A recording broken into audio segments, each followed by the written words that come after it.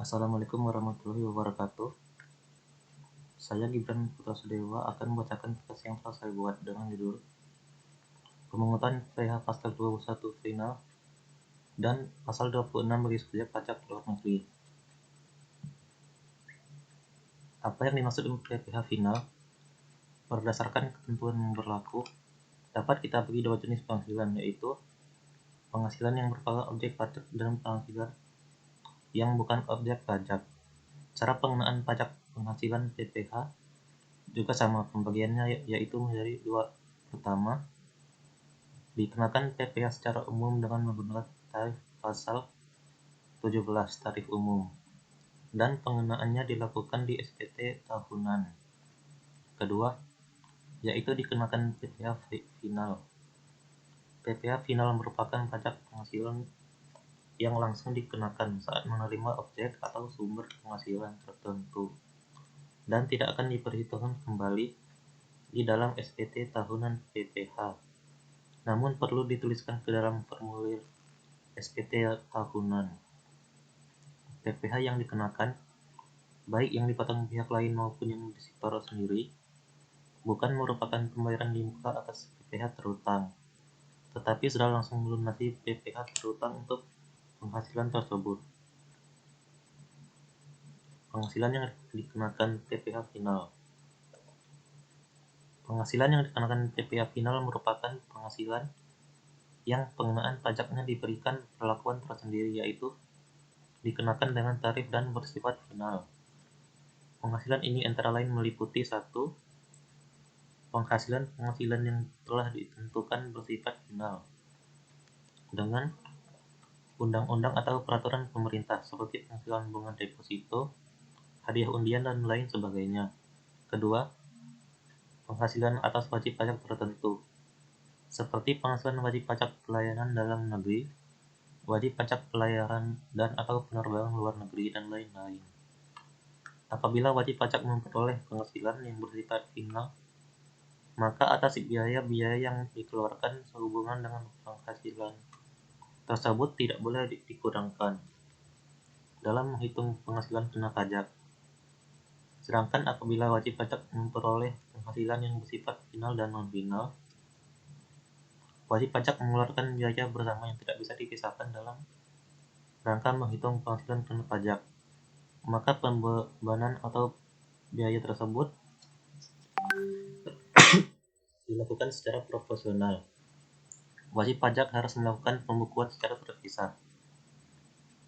Berikut ini adalah penghasilan yang terkena PPh final antara lain: 1. Bunga deposito dan tabungan serta diskonto sertifikat. 2. Bunga obligasi. 3. Diskonto surat perbendaharaan negara. 4. Hadiah undian. 5. Transaksi penjualan saham di bursa efek. 6. Penghasilan perusahaan modal ventura dari transaksi penjualan saham. 7. Penghasilan dari pengalihan hak atas tanah dan atau bangunan. 8. Penghasilan dari pengalihan real estate dalam skema kontrak investasi kolektif tertentu. 9. Penghasilan dari usaha jasa konstruksi. 10. Penghasilan dari persewaan tanah dan atau bangunan. 11. Penghasilan perusahaan pelayaran dalam negeri. 12. Penghasilan wajib pajak luar negeri yang mempunyai kantor perwakilan dagang di Indonesia. 13. Selisih lebih penilaian kembali akibat tetap. 14. Penghasilan neto fiskal. Bagaimana cara menghitungnya? Sesuai peraturan pemerintah nomor 23 tahun 2018, tarif PPh final ditetapkan sebesar 0,5% dan hanya dikenakan pada wajib pajak pribadi dan badan yang memiliki omset atau penghasilan bruto kurang dari 4,8 miliar dalam setahun.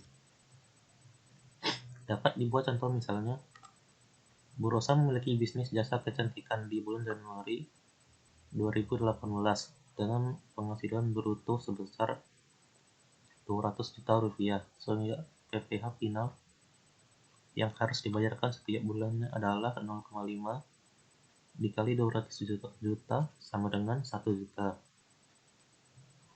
Pajak penghasilan final ini harus disetorkan tiap bulannya dan paling lambat disetor tanggal 10 setiap bulannya. Dan Anda harus melaporkan PPh final ini dan laporan SPT tahunan. Namun Anda tidak. Pengertian pajak penghasilan pasal 26 menurut Undang-Undang Nomor 36 Tahun 2008, PPh pasal 26 adalah pajak penghasilan yang dikenakan atas penghasilan yang diterima wajib pajak luar negeri dari Indonesia selain bentuk usaha tetap BUT di Indonesia.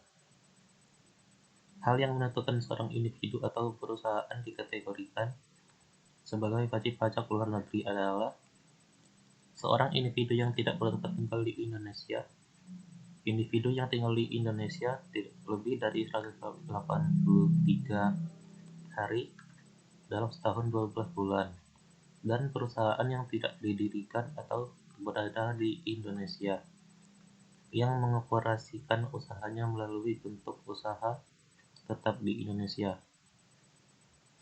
Semua badan usaha yang melakukan transaksi pembayaran gaji, bunga, dividen, royalti, dan sejenisnya kepada wajib pajak luar negeri diwajibkan untuk memotong pajak penghasilan pasal 26 atas transaksi tersebut. Berdasarkan PMK RI nomor 9, PMK 3 2018 tentang SPT, pelaporan SPT PPh pasal 26 wajib e-filing sejak 1 April 2018. Tarif umum untuk PPh pasal 26 adalah 20%. Namun jika mengikuti teks treaty Perjanjian Penghindaran Pajak Berganda P3B, maka tarif dapat berubah. Tarif untuk pajak penghasilan pasal 26, PPh pasal 26, tarif 20% final atas jumlah bruto yang dikenakan atas 1 dividen, 2 bunga, termasuk premium diskonto, insentif yang terkait dengan jaminan pembayaran pinjaman. Ketiga, royalti, sewa, dan pendapatan lain yang terkait dengan penggunaan aset. 4. Insentif yang berkaitan dengan jasa pekerjaan dan kegiatan. 5. Hadiah dan penghargaan. 6. Pensiun dan pembayaran berkala. 7. Premi swap dan transaksi pelindung lainnya. 8. Perolehan keuntungan dari penghapusan utang.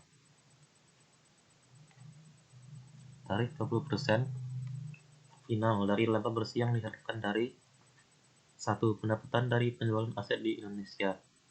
Kedua, premi asuransi.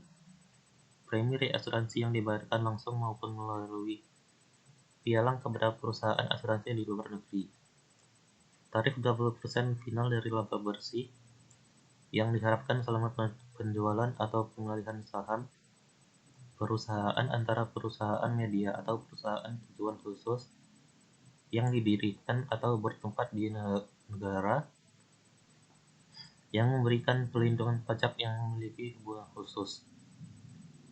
Kesimpulannya, PPh pasal 26 adalah pajak penghasilan yang dipotong dari badan usaha apapun di Indonesia yang melakukan transaksi pembayaran gaji, bunga, dividen, royalti, dan sejenisnya kepada wajib pajak luar negeri.